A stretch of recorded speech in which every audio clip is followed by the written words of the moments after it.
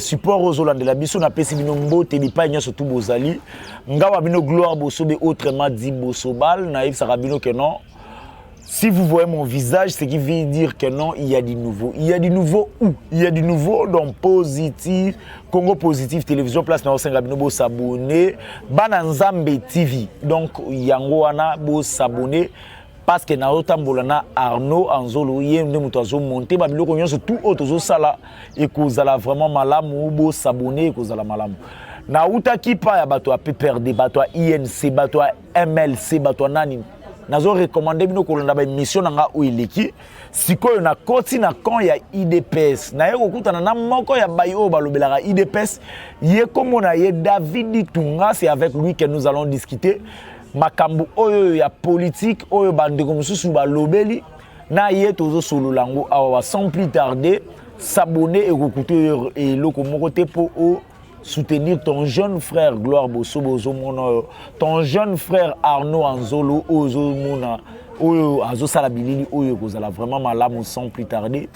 Na PCA, bonjour David Tunga. Bonjour, moi Namboka Bozobal. Naina Kanda. Kandani. Nalbiki naina Kanda kosakanate parce que na lobaka kesoko simbi Fachi Beton, au simbi David Di Tungo Babenga ka grand pays. Junior Béton. Junior Béton. Oui, c'est moi qui vous parle, David Tunga. Oh, na monaki dernièrement, ils ont eu comme cause circulé dans les réseaux sociaux par un certain monsieur qui s'appelle Alain. Alain. Oyo a commis que bêtise en parlant. Na mona gizo les kaka na réseaux sociaux na oui na chaîne na bato baza s'abonner trop parce qu'ils ont talent. Et puis nazo senga les suspects na bato belé ba s'abonner parce qu'ils avaient na chaîne nazo ça la fierté puis copé ça bato information mais faut croire ba pe banane sengeli o yamba na émission notre chaîne locale Congo Positif. Non, na konzi Matteo Lubamakamana parce que Alain c'est un intellectuel. Na lobby faut c'est un intellectuel et puis c'est quelqu'un après ça va argument na yé. Ndeko Bozobal na biso ke di tunga grand pays na lobaka so kinga mboka ezate jamais Fachi abenga ma chef de l'état. Nana kanda parce que va simbi Fachi Beton. Nani a simbi Fachi Beton? Un certain Alain. Monsieur Alain. Pona ko lobaka ko boycotter c'est-à-dire que dénigrer oyo le bien fait chef de l'état il y a makasa sali na mboka oyo depuis qu'ça na 2 ans na pouvoir olandaki Alain mpera mobina na lobaki na landaki sans nini alobaki awa nazo beteka kabilo komi baleto misato et puis prochainement aya to ça un débat contradictoire parce que na Alain Alenga na senge débat contradictoire c'est grand pays qui parle c'est David Tunga qui vous parle élément ya liboso au chef de l'État, une fois accédé à la statut suprême, à celle de Mboka, les autres ont comme on a la liberté d'expression autorisée à toute personne. Preuve, à le bêtise, à mon niveau, tu as dérangé. Parce que yo yé pour na to yé pour na. Na lobaka ceux qui ont timi Fachi Beton comme institution président de la République. Na lobby institution président de la République. Parce que ma réponse à ce qui que ma geste salam au chef de l'État à Salaki étant président de la République. J'arrive mon frère. Nazo yebisa que démocratie garantie. Ezebele. Yami Balé. Pour M. Joseph Kabila azala à se sentir à l'aise dans mboka oy et sengeli Jean-Pierre Memba azala na ce pays et sengeli ba exilé politique bazala ça dit ba Moïse Katumbi azala libanda mais avec Fachi Beton étant que président de la République na mboka oyo tozana sénateur à Joseph Kabila azo circuler comme il veut à l'aise na mboka oyo tozana président Samuel Katumbi azali ko circuler à l'aise na mboka tozana Jean-Pierre Memba Charman azo circuler à l'aise na mboka oyo tozali na domino c'est-à-dire ba figure emblématique oyo bandaki ko gêner sénateur à vie Joseph Kabila même était Tsegela Mulumba de res mémoire tant azaki en vie azaki na résidence surveillée au moment nous parlons sur Fachi Beton ezana biloko na otolo bana ezana na opposant à Mogoté ya misatu comme élément na kobakisa ba journaliste ndeko nanga yo moko yebi destination inconnue olobi boye mukamate ande to sa émission na yo papa émission ko te silité na yo na ba caméra na chombo destination inconnue boyebisa biso Soufati biloko wana eske zo salam so qui prévezali atalisa yango na pese que 3 éléments na zo yebisa que débat contradictoire na David Tunga nani o senga Alain débat contradictoire Alain na yebisa que monsieur Alain David Tunga je grand pays na réseaux sociaux na chaîne na yo o batwa sabonaka mingi belé pona kolanda ngo et puis ya mi balaba to ko tamasolo naza na kanda makasi po papionga naza nango ezana bato bazolinga basalir visa chef de l'état banani mais dossier ya monsieur Kelabado oui na c'est un agent ya l'état mais par rapport à Musolo Singele Kebima pour être azobaso médicaux ezali bloqué par monsieur Janzenza Daf oza responsable pour la matadi nazo koya ba dossier ezali ba preuve ezali de quoi na ce cas fongolité to assumer responsabilité na été que grand pays assassiné déjà Masolo et puis prochainement na quoi na ba document na ba preuve pour na kota de ça ezaka première avertissement pardon aux émissions là s'il te plaît. Tozana on a qui ça au comme matadi ndeni David Tunga lorsqu'il communique pour vulgariser visa chef de l'état et kosko na Kinshasa te libanda diaspora batala kapé ba mona kapé ba yebi musala nini David Tunga salaka pour vulgariser visa chef de l'état et puis yebi nazo biso que preuve ka soko mona ba nazo yebi sa yo ndeko bozobal à travers ba preuve ndeko yeba que non to yeba ni to nazo biso que zali prison pas manalika moyebi mutuna makolo toza koti prison ezapole nazo yebi so que prochainement so ina lo ba documenté il chef payette il chef ça papa lingeta ya bino bomenga pa lingeti dernièrement na yebi kutuna mutuna makolo likambu mais makambo zo tanga o soki ya papa comment nani monsieur ya dossier Kelabado pour na dossier soit médical il a fallu ba faire à la livrer azana ni Kelabado azali agent de l'état mais pour na pas avoir état de santé ba no permettre traiter pour na le colonaye et c'est ngele qui monsieur Janzenza ou azali responsable pour ma tête a bloqué rien que pour na signer pour na signer pour que misolo bima azoba so approprié parce que papa na biso Kelabado a contribué na mboka na biso par rapport à responsabilité abane ko assumer mais il est maintenant saboté et négligé par le monsieur Janzenza Dafu ou azali responsable pour ma tête nazo biso prochainement le chef de l'état Fati Beton azali ko travailler pour ndeko bosoba toloba makambo sa ba preuve ti bitunga na koyamba prochainement yelanga ba preuve ya tata ozotanga komone nani kela monsieur Kelabado pona ba médicaux ba preuve o ezali bloqué na monsieur Janzenza Daf ou azali responsable pour la matadi tika no Janzenza tika ya vanda kela aya na ba preuve apesa ba monsieur Janzenza ko lingo défendre bato nyonso bana ba Congo pona ebite tamsu tata bato kela bengi yote asololi na yote yo moko yoki kama muna ndenge na yo ozwi makambo kangi oye nango awawa comme ça to kolobela ngo après to kenena na sujet où Italie biso vraiment David Tunga balobi chef de l'état azosa la prince ko banda lemba awa na foire ti ebi masoki bandal prince ango bande banda bato bamona ango kotanga bate ka koto esuka problème ezali.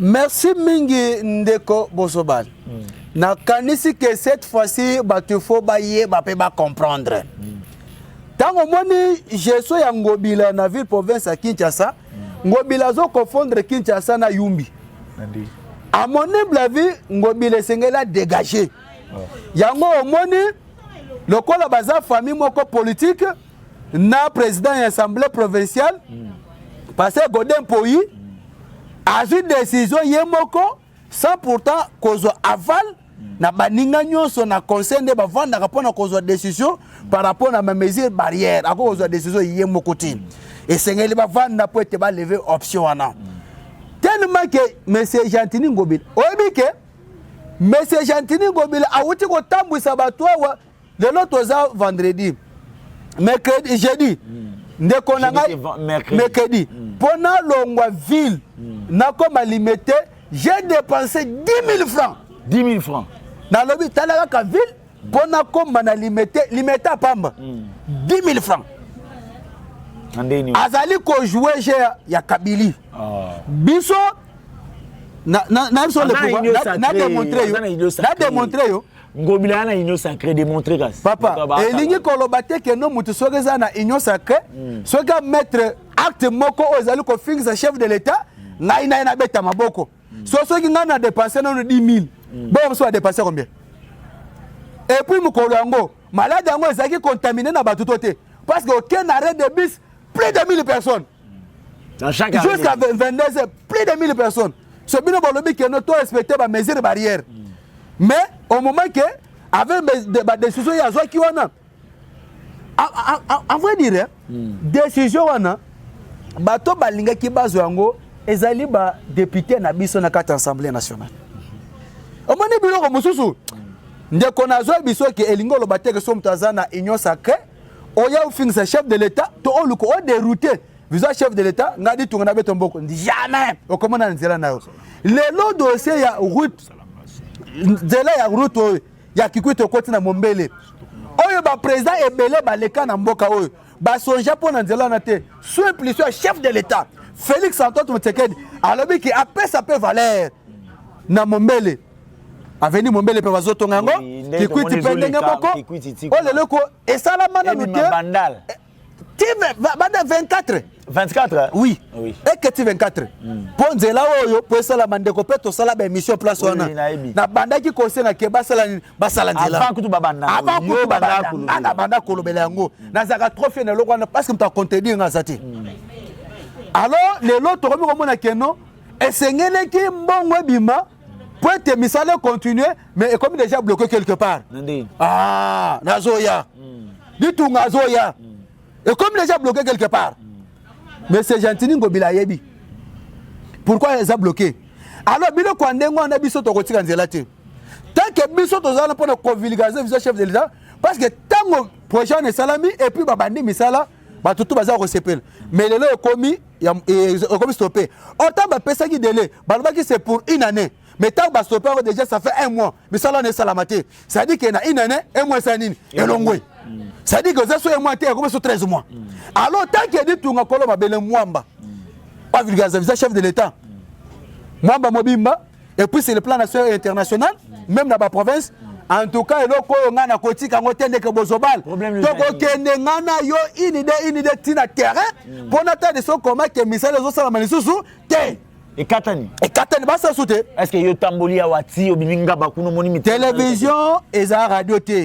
Toko tambola ngana yo. Koyo moko yebi. Baza la brancher. C'est bon, basa bonne. Nana ko saka bango te. Na Congo posé. Na yebi saka bango normal. Na tandaka bango vérité avec ba preuve. Toko tambola ngana yo.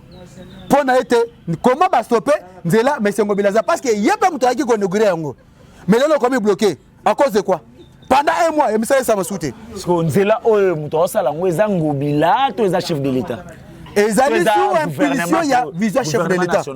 Ezali sous impulsion visa chef de l'État. Parce que gouvernement to Ngobila.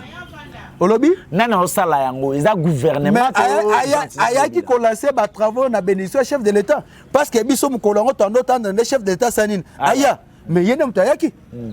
Surtout lobanine. Alors tant que tout le monde qui a stoppé ba yimboka na kolakisa bango que pourquoi ils ont stoppé et puis qui est à la base ya misala ne zo continuer te base a toujours branché ditunga ko sarate à blague raté ditunga ko sarate à blague raté donc misala o ezo sala na nzela o ti ke bimi pour na ko 24 muto bloqué ngo selon yo ezanani avec ma preuve na Nathalie Sabino na émission Goya na Goya Bisabino mais la personne o ba benga ka premier citoyen de la ville c'est Gentini Ngobila donc pour na bino ezayene muto bloqué. Premier citoyen de la ville, c'est Gentini Ngobila. C'est Gentini Ngobila. Chef de l'État Azana Mopanzia Est. Batu bazolela na présence na ena Est mais batu ba okufa. Boye bisa bisoni. Yemi to lobaki otia vie na ye mobimba pona Est. Mais Azana Est batu ba okufa. Bande ko baza ebele batondi na bazotala. Matao na watu na mutuno batu diko ba oningisa mutu ba setela. Nini? Merci mingi mwana mboka na question tuni. Na répondre le romoko. Et comme qui koloba butu midi pourquoi oh alobaki ya kokende ko vanda ti le lozo kendete alobaki ya kokende ti lozo kendete il est le seul président accédé dans la magistrature suprême à Keneti na Bounia. À Keneti na Orobangi. C'est le président. Malgré nous, comme il a gagné la tête. Il est le seul. À comme na Bounia, tant na Bounia, Boebi très bien aux jeunesse d'investigation. Tina Sido Bangi. Il est le seul.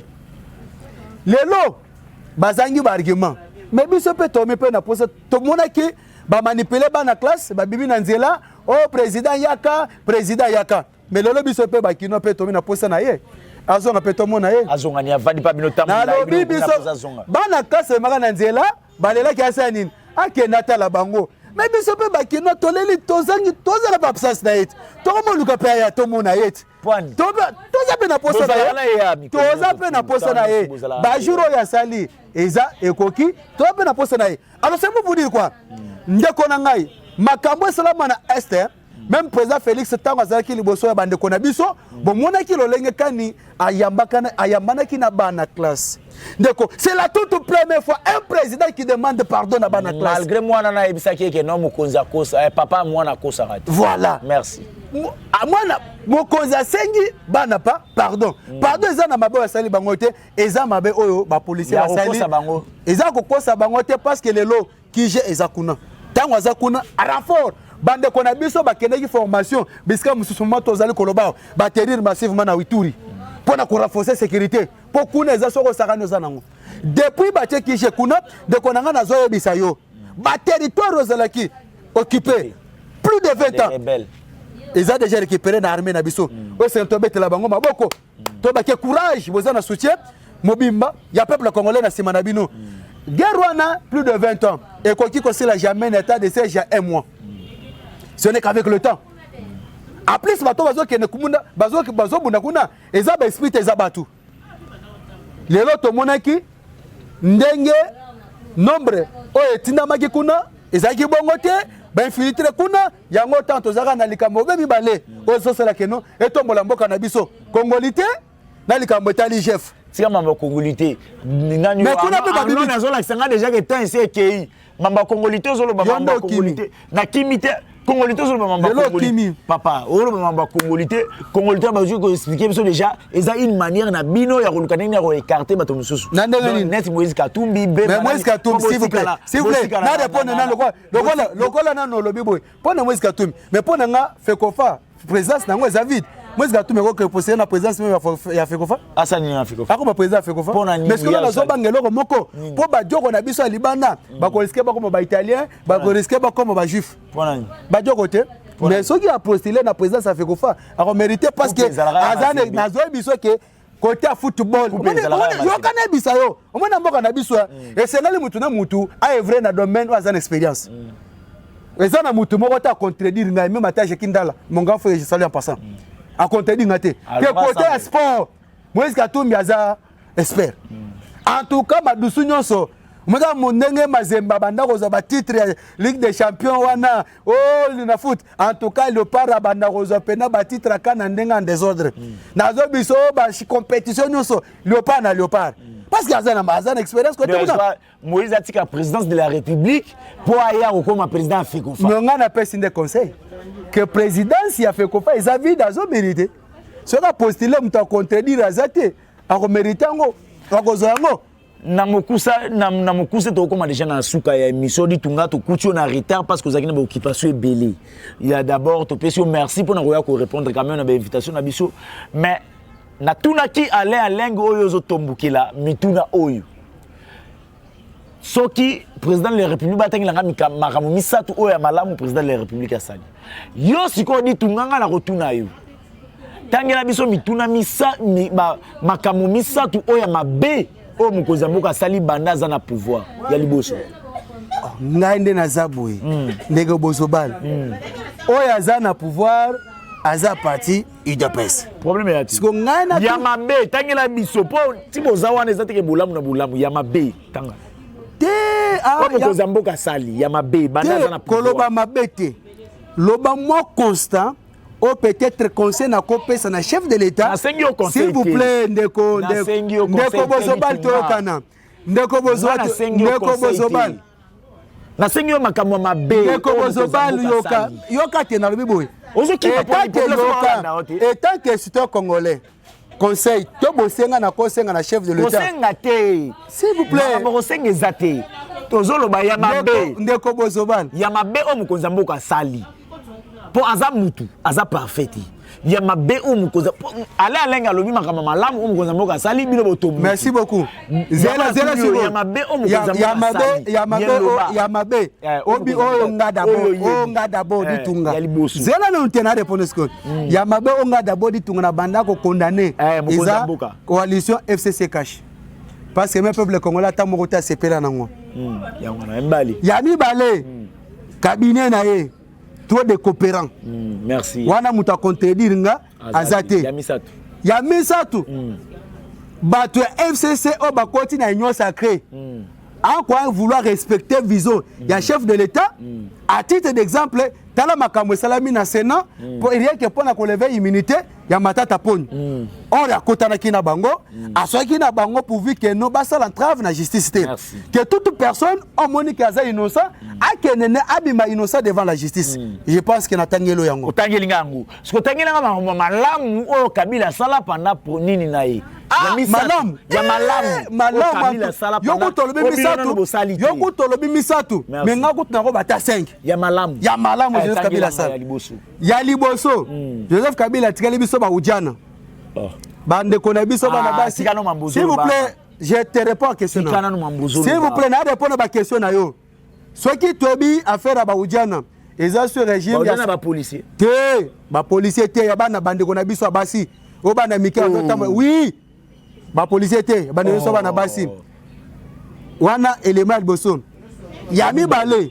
Soki lelo toza na kuluna tozu yango tomoni yango to palpango di doigt à travers régime ya sénateur à vie Joseph Kabila. Mais côté ko tolobi ba enlèvement. Nzambe na ngai. Nabi ya mabete nabi ya malamu. Osali confusion. Na sali confusion. Na tuno makambo Kabila. Yo kana bisayo. Mais natangi déjà te ya malamu na tuno malamu o Kabila sali na mandana. Oui. Yo tangi na nazo bandela boy. Nazo bandela boy. Ya malamu s'il te plaît. Ya malamu Joseph Kabila. Oui. Ya malamu Joseph Kabila atigeli biso. Ya liboso at sur régime na ye ba ujana. Ya mibale kuluna. Ya misatu. Kozo ba grand professeur d'université. Bato Mayele, les hommes de sciences. Koko Misabango, ban école maternelle de Kingakati. Wana malam makambo yo sous régime ya sénateur à vie Joseph Kabila tigala biso yangwan. Au décourager nga on di kata caméra monsieur Sili. Ozangi nde ba question kimi. On di kata caméra monsieur Sili. Ozangi nde man. Okutani lobby, c'était David Bitunga. Grand pays. Grand pays. Walo baka soki mboka ezate jamais Fatia benga ma chef de l'État. S'abonner na Congo positif pour suite les lobby na roya kozwa na roya kozwa David Tunga et puis na bana Nzambe TV s'abonner aux ala malamu mais nabaki sata 4e. Na tout noté. Ya bolam. Le baba lo ya 4e. Ba pasteur na régime à Saint Avi ba yi ba rapé. Bible na poche. Bible awa pasteur na lobby Bible awa mais il chef abisi bango te. Wana bakisi 4e. Papa, naza nango plus de 100. OK, to revendre tozo betaka masolesko aller wana yo kabiloko. Parce que si mabiska basi maraté. Celui qui vous parle c'est dit tout un grand pays. On a ba question ki mboka ezate jamais Fatia benga chef de l'État. Ah non, na ça ki okata caméra émission Sili. Na bakisa 5e. Nzambe nanga. Na bakisa 5e. Nini? Mutaza ministre. Yozo bengo honorable excellence menzo na muyibi. Wana na régime à sénateur Joseph Kabila. Arnaud, surtout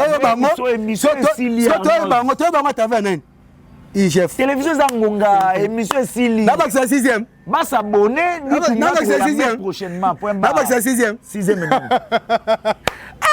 Ndambe nanga. Tala. Ba s'abonner. Ba s'abonner. Nazoya. Nazo nango plus de 100. Ya malam au sénateur a vie à tigala biso. Et aux réponses dans mes salaires. Pas que si meska basi mbarate. Allez. Il y a aux problèmes personnels. Débat contradictoire nganaye. O senga allez. Débat contradictoire nganaye. Débat contradictoire. Ngana zati il faut Bolamu sikoyo. Bolamu ya 6e. Naloba. bolamu ya 6e sur régime Joseph Kabila abomeli biso ba entreprise nyonso surtout ya l'état a privilégier ba atike ba pari foot ya ba étranger le lo ba licencié ba gradué mala pour son bon 1 million il faut ba na robeta ba calcul so ngana ko yamba mutu ne biso na ngaba ko répondre yi ngaba sa 7e tungana bia ngaba sa 7e là non pardon dit tunga ne mission na ngana ko yamba mutu te bino fu wala zo biso ke ba ko si ba place ba simba kati nani asimbi alenga Alale asimbi place ba simba akutani na ditunga Junior Beton bo s'abonner à Arnaud Kata bo na ba sa 7e Arnaud Kata te na pesa numéro Arnaud pardon na pesa numéro pesa numéro Arnaud Kata plus 243 82 283 22 25 plus 243 82 283 22 25 7e élément ba intellectuel ba licencié ba gradué ba ko ba cambiste fingo na bato Kabila Arnaud Kata e kas pona ko la kisake formation bango bazoza ko finga tanda ba na fingi mambozo lobai te ana na lobi na fingi